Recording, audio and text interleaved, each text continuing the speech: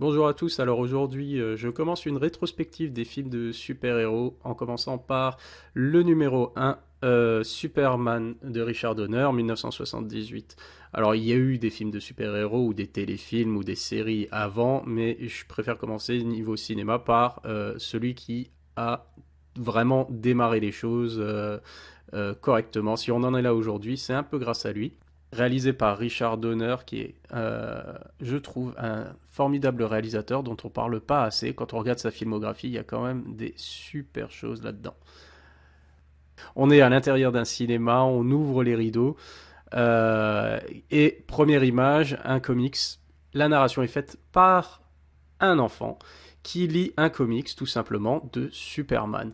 On nous situe en juin 1938. Bien entendu, c'est la date de création de Superman.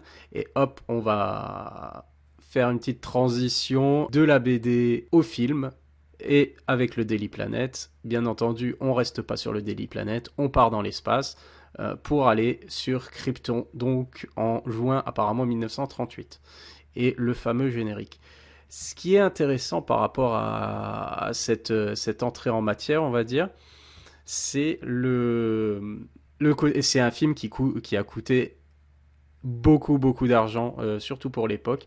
Alors on prend Superman au sérieux, oui, mais dès les premières images, en fait, on nous fait quand même comprendre qu'on est dans une bande dessinée, ce qui permet de suspendre notre incrédulité quand on arrivera à des choses un peu étranges dans le film, un peu exagérées, des choses comme ça. Donc on part du postulat que déjà c'est un film, on nous montre bien, c'est un film. On a les rideaux qui s'ouvrent sur l'écran de cinéma. Ensuite, on nous montre bien que c'est basé sur une bande dessinée et qu'on est rentré, si on veut, dans la bande dessinée. On a donné vie à la bande dessinée. D'une manière de dire au spectateur, on s'attend pas à quelque chose de très réaliste ici. Ce qui va permettre d'accepter plus de choses quand on rentre dans le film.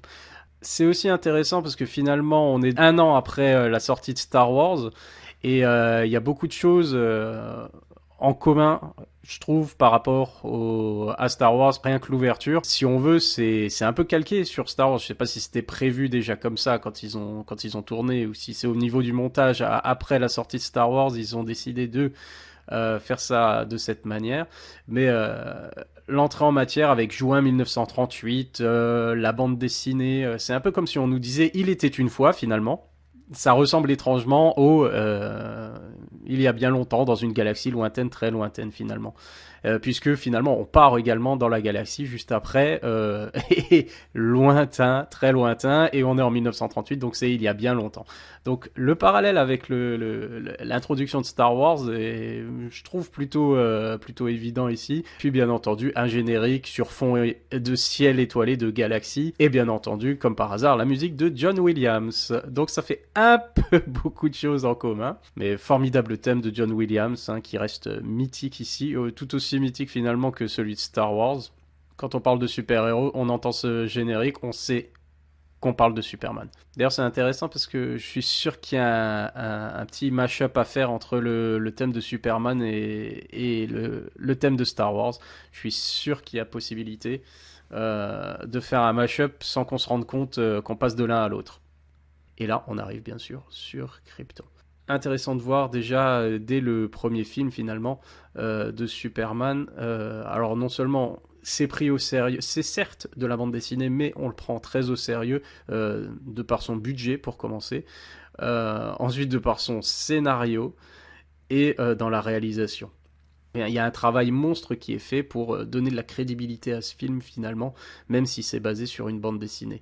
On a évidemment des acteurs reconnus, Marlon Brando, qui donne de la légitimité au projet, Gene Hackman. On a un budget conséquent pour les maquettes, le travail sur les maquettes est formidable, hein. On n'est pas à l'ère des effets spéciaux numériques encore, digitaux.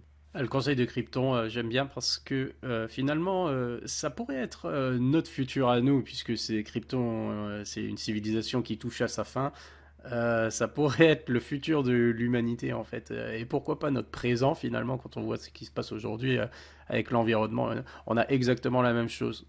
Ça commence par le procès sur les trois criminels qui finalement ne servent à rien dans ce film-là, mais c'est parce qu'au départ, Superman 1 et 2, c'était un script qu'ils ont tourné en même temps. Ils ont tourné des scènes du 1, des scènes du 2. Du coup, les trois criminels kryptoniens, bien sûr, reviendront dans Superman 2. Et c'est un peu leur introduction ici. Ça sert à rien vraiment ici, si ce n'est pour montrer voilà, comment ça se passait un peu sur Krypton et découvrir un peu une société voilà, qui fonctionne, qui vit, enfin, des traditions, et nous présenter bien évidemment le père de Superman, Jor-El, et puis voilà, son rôle sur Krypton, l'importance qu'il avait, le genre de personne qu'il est. Ce qui est pas mal avec Krypton, justement, par rapport à notre époque, c'est qu'on est en plein dedans. On est sur des scientifiques, des faits scientifiques présenté par Jor-El au conseil et qui est pas pris au sérieux du tout. Les gens, les politiciens ne veulent pas y croire. Ils sont têtus. Ils pensent pas que il y a un danger pour la planète. Ils pensent que Jor-El est alarmiste pour rien. On a un peu exactement la même situation pour nous. Et c'est-à-dire que ben, ils vont le payer quand ça va arriver, ce sera trop tard et ils vont passer pour des cons. Et peut-être que nous aussi finalement. Donc comme d'habitude, voilà quoi, les politiciens, ils en ont rien à péter de ce qu'on leur dit. La science, c'est n'importe quoi, on n'y croit pas parce qu'on est trop fort, on est les meilleurs, et du coup on va finir bah, tous morts. Voilà. Alors, c'est plutôt énorme quand Jor-El se prend la tête. Alors je sais pas si c'est dans la version cinéma, si tout est dans la version cinéma, mais il est menacé clairement par les politiciens, qui doit pas créer de la panique sur Krypton avec ses avertissements insensés sur la fin de Krypton. Ouais, clairement, c'est c'est dingue le parallèle qu'on peut faire avec la politique actuelle, surtout par rapport au climat, à l'environnement, ou là, par rapport au coronavirus, à une pandémie, comment réagissent certains politiciens. Cette planète explosera, explosera dans les 30 prochains jours, voilà quoi.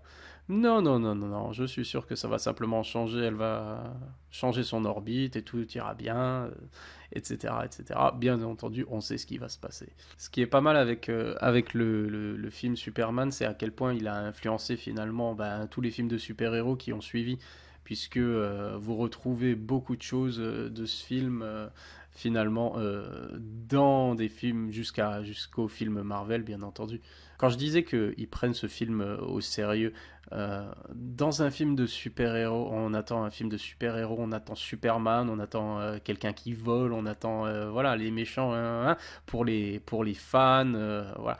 Et il faut attendre 1 heure, je dirais, on verra à quelle heure, à quelle heure ça se produit, mais avant de voir vraiment Superman. Le film prend vraiment le temps de poser le cadre, de poser le décor, de présenter Krypton et de présenter la jeunesse du coup de Clark sur Terre, comment il est arrivé.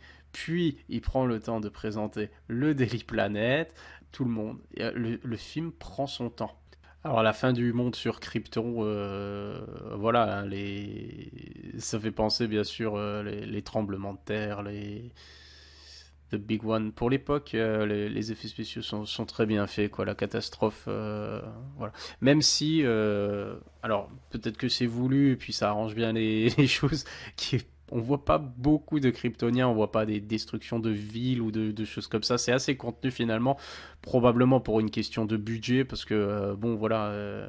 On filme la fin d'un monde, mais finalement on n'en voit pas grand chose. C'est pour ça, je pense que ils ont fait en sorte de présenter au début le procès et tout pour voir qu'il se passait quelque chose quand même dans ce monde-là. Et puis il y avait une révolution, une révolte menée par le général Zod, etc., etc. C'est pour montrer un peu de vie dans ce monde, puisqu'il est quand même fait de cristaux ou de glace ou voilà la planète Krypton, c'est un monde qui a l'air assez froid finalement. Alors on a le bébé Kal-El qui apprend plein de choses carrément sur l'histoire de la Terre. Donc apparemment on était des petits extraterrestres primitifs, mais qui valaient quand même le coup d'être enregistrés, puisque voilà, donc il parle de plusieurs galaxies, voilà, interdiction d'intervenir sur l'histoire humaine. Donc en gros, il est envoyé là, il sera un dieu, mais il doit se contenter de regarder, il ne doit pas intervenir. On va voir si on sait très bien que ça se passe pas de cette manière-là, mais c'est intéressant de voir encore une fois l'opinion du père, voilà ce que l'opinion très scientifique finalement, le point de vue très scientifique de Jor-El sur la question et le fait que bon bah il va pas être élevé finalement, il reçoit quelques bases de Jor-El, mais il va être élevé quand même à la ferme Kent et donc développer d'autres principes, d'autres valeurs. Et il y a toujours ce combat entre finalement sa nature kryptonienne et son éducation terrestre finalement. Là c'est intéressant parce qu'il reçoit les deux éducations. Il a l'éducation terrestre avec ses parents adoptifs, les Kent, et il a quand même son éducation, on va voir après quand il fait son pèlerinage avec la forteresse de solitude, il va avoir toute une éducation aussi de son vrai père, Jor-El, à travers les cristaux, etc. Donc il est présenté avec différents points de vue, différentes opportunités hein, pour ce qu'il va faire de sa vie, les choix qu'il va faire. Après, tout dépend de lui. Bien entendu, après, il fera peut-être les bons, peut-être les mauvais, mais ce sera ses choix. Il aura eu toutes les cartes en main en fait pour décider qu'est-ce que lui allait faire. Et c'est un peu le principe et la beauté du personnage aussi. Le personnage de Clark est intéressant dans ce film. Il faut garder à l'esprit que c'est un film d'origine. Donc le personnage évolue. Le personnage part d'une situation, il lui arrive quelque chose, et puis il devient proactif, il commence à faire des choses. Voilà, il prend ses responsabilités, il fait des choix, il évolue, il fait des erreurs, mais après, il finit par réussir à la fin, etc.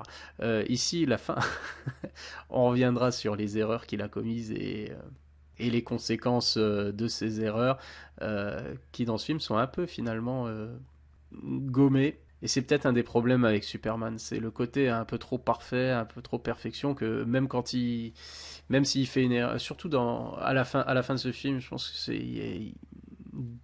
je dirais pas des erreurs forcément, mais des choses que j'apprécie un peu moins, notamment, je pense que de toute façon la fin est controversée, le retour dans le retour dans le temps, tourner autour de la Terre, remonter le temps.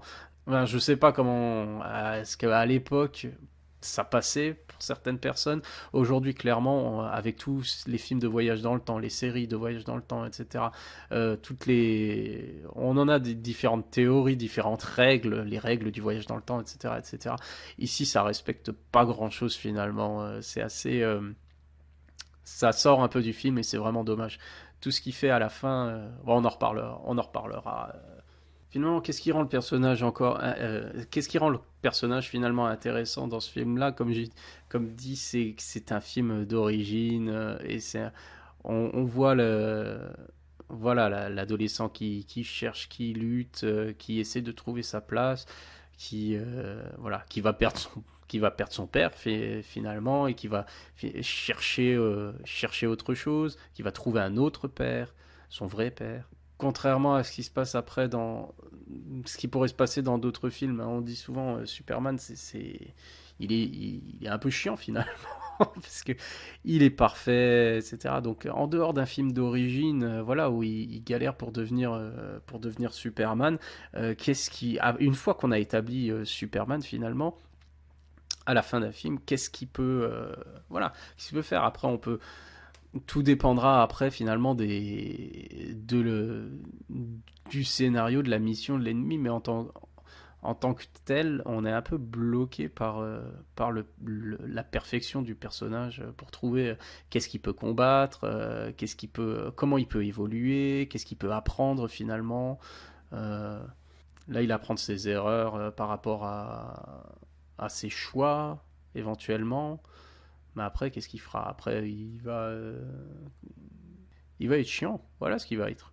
Tout dépendra finalement de l'ennemi, hein. C'est ça qui fait finalement une bonne histoire, un bon film. C'est un bon antagoniste qui va être un super vilain qui pourra voilà, faire évoluer le personnage, faire apprendre à travers les épreuves qu'il présentera au héros.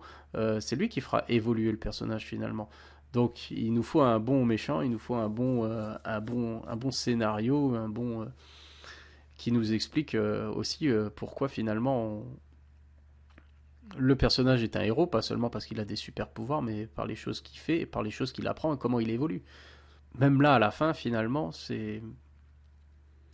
on est avec lui pendant tout le film, finalement. On souffre avec lui à la mort de son père. On le voit devenir finalement le héros qui doit devenir. Euh, on aime bien voilà la relation avec Lois Lane, comme elle va être établie.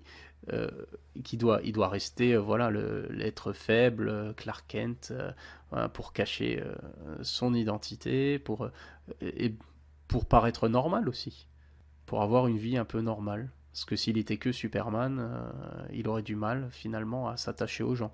Il a besoin d'être Clark Kent aussi. Il a besoin d'être un homme aussi. La scène de l'enterrement est vraiment magnifique, je trouve, superbement filmée. La musique de John Williams est parfaite pour accompagner ce moment-là. Encore une fois, on prend le temps vraiment de rester avec les personnages, d'apprendre à connaître les personnages. Et pour l'instant, il n'y a pas énormément. Ça fait 35 minutes, ça va faire 40 minutes. Vive l'action, quoi. À part courir sur le côté d'un train, à part ce qui s'est passé sur Krypton, il n'y a pas énormément de choses. Donc, encore une fois, on prend les choses très au sérieux. On n'essaye pas de faire un divertissement où il y a un rebondissement toutes les 5 minutes, une scène d'action toutes les 5 minutes. On pose le cadre et ça, je trouve que c'est une preuve voilà, du sérieux avec lequel ce film a été conçu. Et donc, Clark va partir pour son voyage initiatique qui le mènera bien sûr à la forteresse de solitude. Un super joyeux comme nom d'ailleurs. Euh, et pas tant que ça, puisque bah, il va pouvoir communiquer avec l'esprit de son père, avec l'intelligence artificielle finalement, on peut dire ça comme ça, kryptonienne, qui prend la forme de son père, des souvenirs de son père. Ça va lui permettre d'avoir quand même un lien avec ses origines. Et une fois qu'il saura d'où il vient, il pourra savoir qui il est. Mais il a besoin de ce voyage initiatique classique chez les super-héros. Finalement, le film, quand on réfléchit, on prend la trame du film, on peut, d'ailleurs, ils s'en cachent pas, hein, plusieurs réalisateurs ont dit que c'était pour eux la base sur laquelle construire un film de super-héros. C'est-à-dire qu'on a tout, on va à tous les grandes choses. On a les origines finalement où on n'a pas peur de ne pas montrer le super-héros dès les premières images. On attend la moitié du film avant qu'il enfile son costume. On retrouve ça dans de nombreux films de super-héros où le personnage n'est pas établi dès le départ. Vous prenez le Batman Begins de Nolan, c'est exactement ça. Hein. On mettra 45 minutes à avoir Batman. On a ce voyage initiatique, on a la perte de l'être cher. On a bon, bah, en même temps, c'est la base de Batman, quoi. La perte de ses parents. Mais on retrouve quand même ce genre de choses. Et après, c'est parti, il se met en route pour. Il y a un super vilain et on, on attaque les choses sérieuses. Vraiment, le film de l'aventure du super-héros. Les films d'origine, les premiers films où on a les origines du héros, ont quand même cet avantage-là d'avoir justement un parcours évolutif, un parcours initiatique. On n'est pas obligé d'avoir vraiment le meilleur des super vilains. Ça, c'est pour les suites qu'il faut assurer ça. Parce que le premier, on a déjà le parcours du héros pour devenir le super-héros, qui est déjà une chose qui prend pas mal de place dans le film. Si on n'a pas le meilleur super-vilain du monde, c'est pas trop grave, puisqu'il y a il y a de quoi faire avec le reste. Par contre, une fois que le héros est établi pour les suites, c'est là que ça va être intéressant. Et il va évoluer par rapport à son environnement, par rapport au super vilain, par rapport à l'épreuve qui est présentée face à lui. Et c'est pour ça que c'est plus important dans les suites, finalement, une fois que le héros est établi, si on n'est pas en face d'un film d'origine. Et c'est d'autant plus important d'avoir un vilain digne de ce nom qui va apporter un challenge, un vrai challenge. Qui va faire évoluer le héros. Bah, ça arrive aussi que finalement le vilain soit plus intéressant que le héros. Ça, on voit dans certains films. Ici, c'est vrai que Gene Hackman pique un peu la vedette finalement à Christopher Reeve. Ici, on voit que Gene Hackman s'éclate en Lex Luthor. C'est un super personnage d'ailleurs. Non seulement il est machiavélique, mais en plus, faut dire ce qu'il est, il est assez drôle et il est flanqué de deux acolytes qui sont pas les plus malins, mais qui apportent quand même quelque chose au film. Otis Ned Beatty, hein, il est parfait dans son rôle de clown d'imbécile finalement, qui interagit avec le génie de Luthor. On a ce décalage qui est alors il y a des longueurs dans le film. On pourrait trouver un peu long le temps sur Krypton au début. Moi, je trouve que ça c'est quand même utile pour placer le cadre. C'est quand même pas mal. Après, on a éventuellement les petites longueurs avec la recherche, la recherche, le voyage initiatique de Clark, où il va au pôle Nord. Alors, il sait qu'il doit jeter le cristal. Alors, c'est peut-être dans son ADN. Il sait ce qu'il doit faire. En gros, il crée la forteresse de solitude et puis il apprend. C'est beau, c'est bien fait, c'est intéressant, mais peut-être un peu trop long. Ouais, il rencontre son père et puis il apprend plein de choses et puis finalement il devient Superman. Alors encore une fois, il a accès à l'éducation. Cette fois, il est un peu plus grand. Mais il est devenu, je veux dire, il a plus rien à apprendre à la ferme des Kent. Il a eu la base en fait de les valeurs, les principes, voilà, de ces personnes-là qui l'ont appris à être humble. L'humilité qu'il a, qui fait le personnage de Superman lui vient de ses parents terrestres, bien entendu. Voilà, j'aurais le rappel de garder en tête l'héritage de Krypton. Après tout, c'est le dernier survivant. Il doit un peu représenter. Il doit être la lumière du peuple humain, ce qui est complètement différent de sa nature finalement réservée, timide, humble, que lui ont inculqué les Kent. Donc là, finalement, on lui demande de faire de grandes choses, son autre père lui demande de faire de grandes choses, et boum, d'un coup, ça y est, il est Superman. Toujours trouvé ça un peu étrange, mais en même temps, on a ce premier plan en costume de Christopher Reeve qui vole vers la caméra et fait le petit virage. C'est très bien fait pour l'époque. Et voilà, il est Superman. On est à 50 minutes, on vient de le voir en costume, mais voilà, on sait que le costume vient de la planète Krypton, on sait que voilà, c'est pour représenter finalement, il a adopté ça. Donc son personnage de Clark Kent, ce sera le Terrien, et Superman, ce sera Kal-El, ce sera son personnage kryptonien. Je pense que la scène où on le voit avec le costume brièvement, voilà, il a tout appris, il est prêt à suivre l'enseignement de Jor-El et d'être la lumière qui montre le chemin aux êtres humains. Il est prêt à être Kal-El, Superman pour les hommes. Euh, Bien entendu, il doit continuer à vivre sa vie de Clark Kent, hein, où il doit cacher tout ce qu'il sait faire pour pouvoir paraître normal, un peu trop timide et maladroit peut-être. Mais quand on l'a vu juste avant en costume, finalement, on se dit c'était la bonne idée justement de montrer ce personnage parce qu'on n'a pas du tout l'impression que c'est la même personne. Et ça, c'est très bien. Alors que finalement, il a quoi? Des lunettes et puis une coupe de cheveux un peu différente, c'est tout. Donc ça aide à se dire que oui, effectivement, si on avait Clark Kent et Superman l'un à côté de l'autre, on ferait pas forcément le lien entre les deux, tellement ils dégagent quelque chose de différent. La présentation de l'équipe du Daily Planet est aussi super bien faite parce qu'on voit une vraie dynamique, on y croit vraiment en fait. C'est un environnement vivant, la relation entre les personnages, on voit qu'ils se connaissent, on comprend que voilà qu'ils travaillent depuis longtemps ensemble, qu'ils ont voilà, on connaît les petites manies de Loïs dès des premières pages, comment Perry White la considère. On voit Jimmy aussi.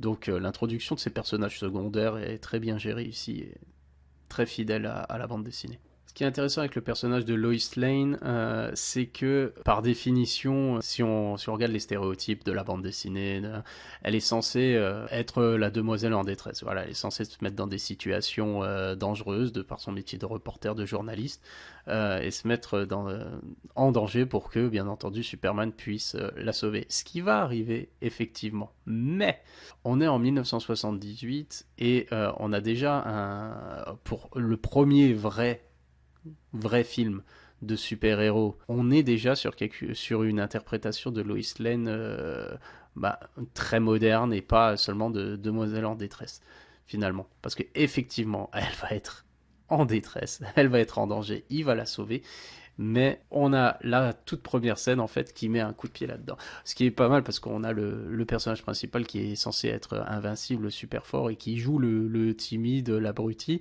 On voit que c'est elle qui a un rapport de force entre les deux. On voit que c'est elle qui se moque un peu de lui. C'est le petit bisu, c'est elle la reporter chevronnée. Voilà, on voit que c'est une forte tête. Et dès la première, on va dire la première aventure entre guillemets qu'ils vivent tous les deux, ils vont se faire agresser en pleine rue, bien sûr, par quelqu'un avec un revolver dans une allée, voilà. Et quelle surprise! C'est super intéressant parce que le héros passe pour une poule mouillée finalement, hein. Clark Kent, on fait tout ce que le monsieur avec le pistolet il dit, alors qu'en fait il pourrait très bien sauver la situation. Donc on se doute bien qu'il contrôle. On voit Loïs qui est un peu apeuré, mais finalement, on va avoir un beau twist sur la situation, puisque c'est Loïs qui va essayer finalement de régler son compte au voleur, de pas respecter, de pas avoir peur du revolver. Finalement, elle va essayer de s'en sortir par elle-même.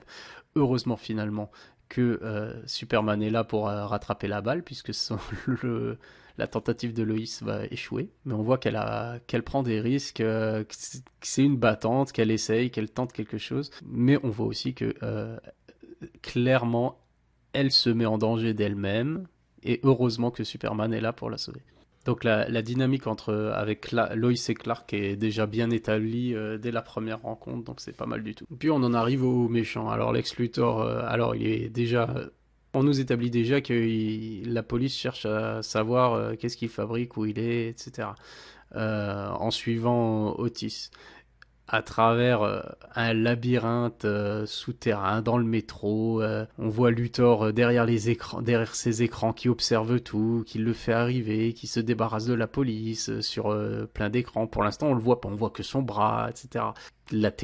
Avec toute une technologie, voilà. Depuis son quartier général de super vilain souterrain. C'est là que je me dis peut-être que quand on sait que Tom Mankiewicz a travaillé sur le scénario, peut-être que c'est sa contribution, parce que Tom Mankiewicz a écrit les scénarios de plusieurs James Bond, et clairement Lex Luthor, ici, dans ce film en tout cas, c'est un super vilain bondien, on va dire. Il pourrait être Lex Luthor, on pourrait ne pas avoir Superman dans ce film, mais avoir simplement James Bond, et ce serait exactement la même chose. Son plan, que ce soit sa cachette souterraine de luxe, le génie, la technologie et son plan machiavélique, c'est clairement un méchant bondien. Alors je sais pas si le méchant qu'il est dans ce film-là, déjà dans la bande dessinée depuis toutes ces années, n'empêche que là, c'est clairement... Et les échanges entre Otis et Lex Luthor sont vraiment parfaits. On a vraiment le super vilain, peut-être caricatural de James Bond, et encore, et encore. Alors le plan machiavélique de Luthor, c'est quoi? C'est d'acheter des propriétés qui valent rien pour l'instant dans le désert, l'ouest des États-Unis, parce qu'il compte faire péter la faille de San Andreas avec des missiles nucléaires afin de couler toute la Californie toute la côte ouest.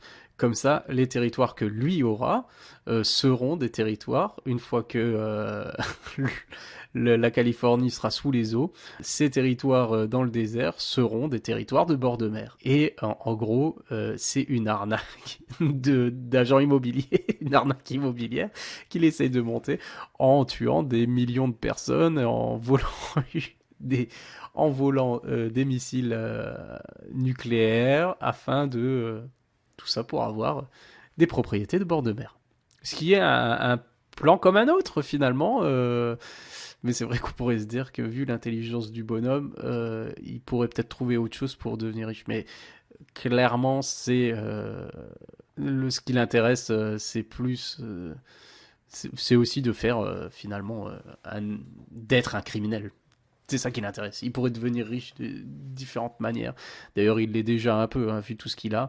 Mais ce qui l'intéresse, c'est le pouvoir, la postérité, et d'être le plus grand criminel du monde, puisque sinon, il ferait autre chose. Et donc voilà, on a bah, tous les ingrédients sont là. On est au bout d'une heure de film, on a tout ce qu'il faut et on peut avancer. C'est-à-dire qu'il y a l'enquête de Loïs qui va démarrer, il y a Lex Luthor, enfin on va découvrir Superman, toutes les pièces sont en place pour que l'intrigue débute vraiment. Et on est à 1 heure de film. Donc beaucoup d'introductions.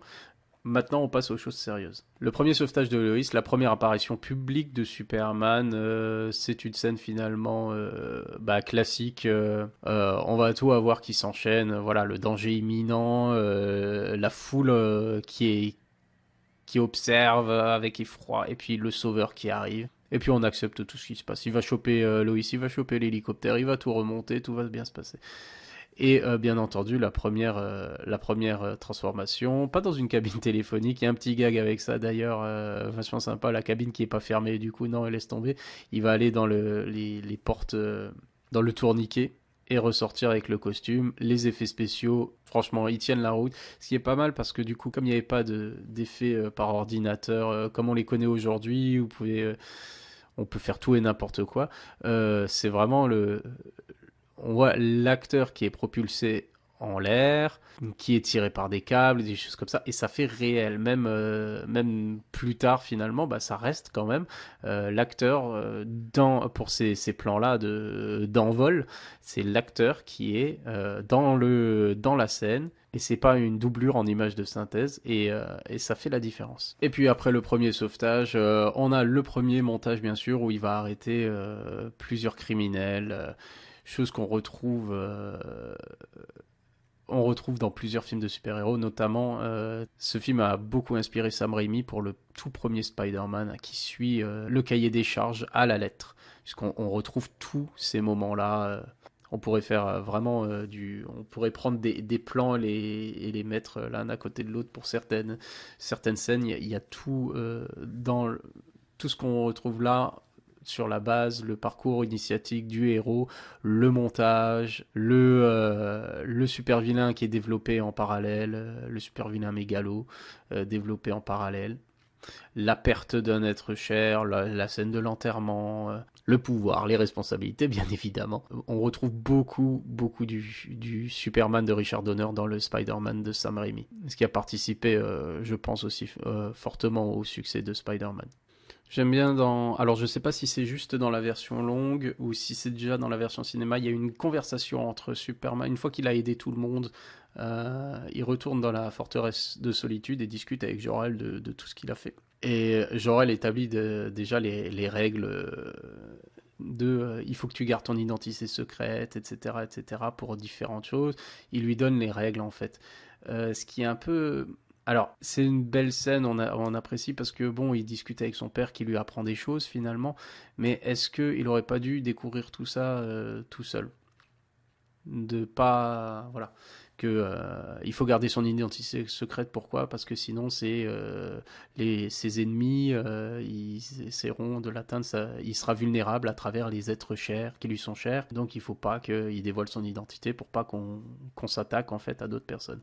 et rester humble aussi par rapport à ce qu'il fait et qui ne doit pas intervenir sur l'histoire des hommes, etc., etc. On peut parler également de la scène entre Superman et Lois, bien sûr, là, le rendez-vous nocturne entre Superman et Lois, où il lui offre la première interview exclusive de Superman, et puis ils vont se balader, voler dans les nuages, et puis il y a tout ce passage de monologue intérieur de Lois qui tombe amoureuse, qui est peut-être un peu, comment dire, un peu gnangnan, un peu cheesy pour aujourd'hui. Mais bon, ça a son charme en fait pour l'époque. On voit les deux personnages tomber amoureux. Alors comme Superman va être un frein dans l'entreprise machiavélique d'arnaque immobilière de Lex Luthor, il va falloir s'en débarrasser. Et Luthor trouve... Alors ça c'est encore... Peut-être ça suffisait à l'époque, aujourd'hui ça fonctionnerait plus du tout. La kryptonite.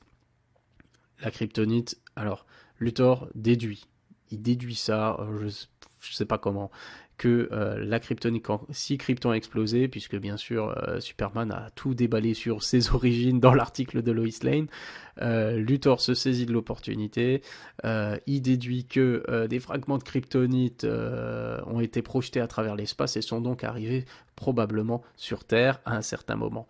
Boum, il a trouvé, bien entendu, dans un livre...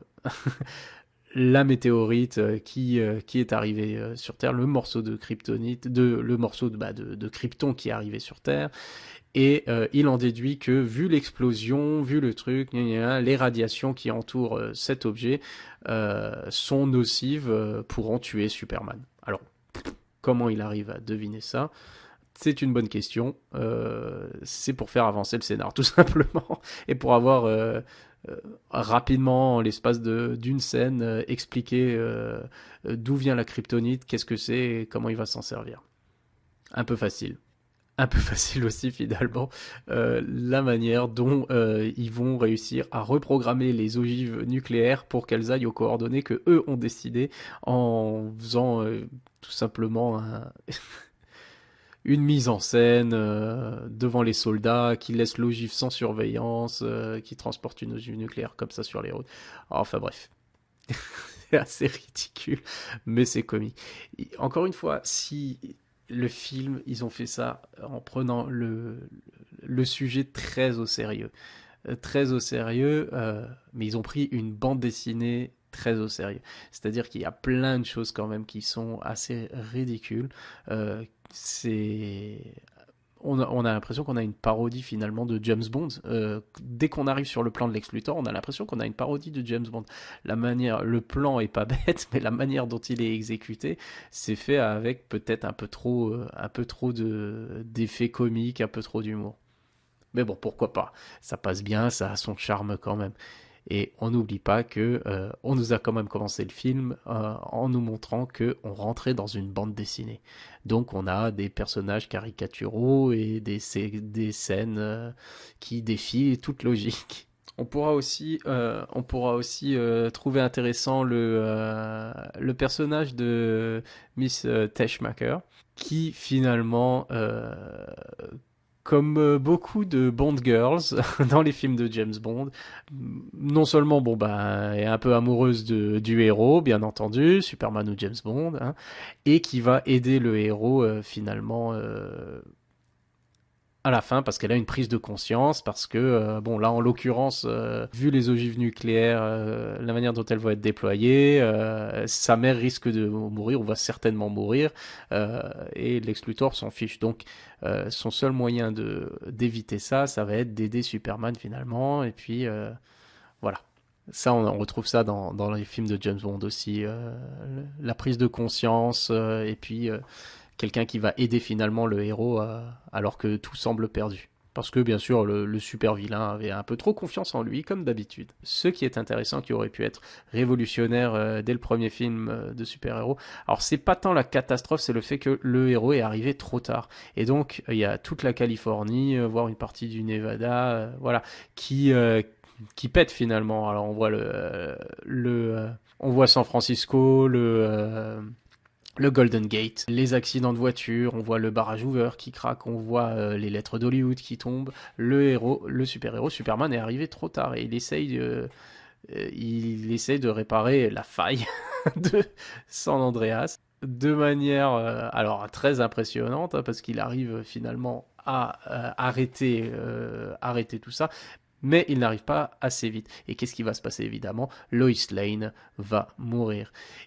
Et finalement, c'est là que on se dit, on est passé à côté de quelque chose, puisque qu'est-ce qu'il va faire après? De tristesse, de rage, tout simplement, il va remonter le temps, et il va tourner autour de la Terre, et comme si la Terre va tourner dans l'autre sens, et du coup, ça va être un peu, enfin, je sais pas si pour eux c'est juste sa sensation à lui. Il va tellement vite qu'il remonte le temps. Enfin, c'est un super pouvoir que Superman n'a jamais eu dans la bande dessinée et qui, franchement, est un peu facile.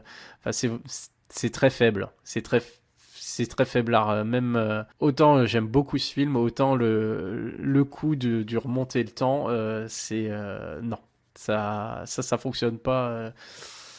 Parce que voilà, non seulement ça pose des problèmes de logique qui sont liés au fait du voyage dans le temps. Deuxième chose, c'est pas en tournant autour de la Terre qu'on peut remonter le temps. Ça, on l'accepte pas. Mais en plus, même thématiquement, par rapport à ce que fait le héros, c'est complètement contraire à tout ce qu'il devrait faire. En gros, il apprend rien. En gros, tout ce qu'on apprend, c'est que ouais, bon bah tu peux merder, mais après tu tournes autour de la Terre et puis après tu vois où t'as merdé et tu recommences quoi. Comme un jeu vidéo en fait. Ok, c'est mort, mais on va revenir un peu en arrière et refaire les choses correctement. Ça fonctionne pas. Alors, je sais pas si à l'époque ça a fonctionné pour les gens. En tout cas, aujourd'hui, clairement, et ça ne fonctionne pas. On peut pas avoir voilà la catastrophe, le héros qui échoue et après bon bah dis donc il reste 5 minutes si je remontais le temps et puis j'annulais tout et je sauvais tout le monde et j'arrêtais le méchant. Donc et c'est dommage parce que toutes ces scènes sont super impressionnantes, les effets spéciaux, le barrage Hoover et tout ça, la destruction. Voilà, c'est des scènes de films catastrophes. Encore une fois, on voit le budget qui a été mis, le travail qui a été fait, les maquettes, l'incrustation, vraiment tout. C'est excellent, quoi. Les séquences de vol, il y a tout qui est génial. Mais il aurait dû ils auraient dû limite avoir d'autres personnages, peut-être pas Lois Lane ou Jimmy Olsen, mais d'autres personnages en danger, peut-être, qui auraient été mis, qui, qui auraient été introduits dans le film à certains moments et qu'on aurait laissé mourir à la fin pour montrer que oui, il est arrivé, il a réussi à arrêter l'écroulement de la Californie, il a réussi à colmater la faille de San Andreas, mais des gens sont morts. Or là, en fait, il arrive en retard, voilà, il a échoué. Ça aurait été beaucoup plus intéressant et ça aurait beaucoup plus travaillé sur son attachement à la vie humaine et tout ça s'il avait vraiment perdu des gens.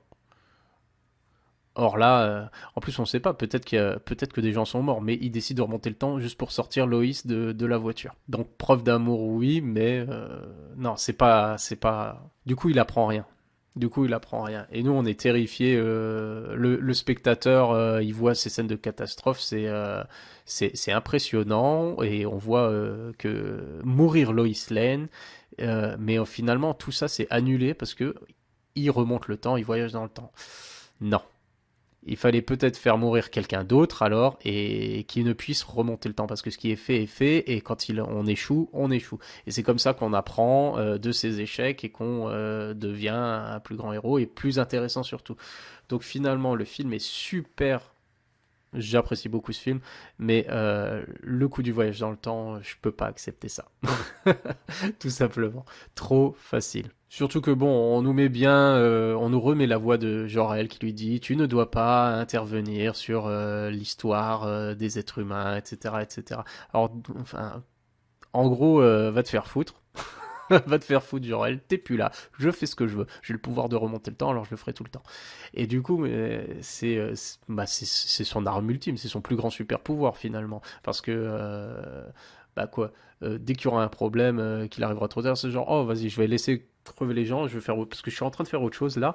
De toute façon, je vais remonter le temps et puis après je saurai exactement tout ce qui va se passer, donc je pourrai aller sauver tout le monde à la vitesse de l'éclair. Même en acceptant beaucoup de choses, bah, l'extraterrestre de Krypton, les super pouvoirs, les choses comme ça, le fait qu'ils puissent voyager dans le temps, ça enlève tout poids en fait à ce qui pourrait se passer dans les aventures de Superman. Puisque techniquement là, il pourrait refaire ça tout le temps. Et du coup, plus personne ne mourrait et il n'y aurait plus jamais de danger. Il attendrait tout simplement que les super vilains fassent leur coup et il remonterait le temps. Ce qui va d'ailleurs se passer dans Superman 2 encore une fois. Mais pour le coup, bah on en parlera quand on fera la prochaine émission sur Superman 2 et les deux versions qui existent de ce film. Et donc en conclusion, si on enlève cette bêtise du voyage dans le temps finalement, qui fait que le héros n'apprend pas de ses erreurs et dispose bah, d'un pouvoir illimité lui permettant de sauver tout le monde à n'importe quel moment, le film est quand même très sympa, notamment ben, grâce à l'humour qu'il y a dedans, grâce à la performance de Christopher Reeve, voilà, qui définit le personnage pour toute une génération et les suivantes. Peut-être à tel point que on finit par ne pas accepter d'autres interprétations que celle-là. Mais on en discutera en temps voulu en parlant d'autres films éventuellement. Donc on peut dire que ce premier film de super-héros 1978 coche déjà beaucoup de cases et le fait très bien et donne le ton au film suivant. Du coup, pour le prochain podcast, on s'intéressera chronologiquement aux films de super-héros suivants. Je promets pas de tous les faire de manière chronologique, mais pour l'instant, pourquoi pas. Et on va s'intéresser du coup à Superman 2. À la prochaine!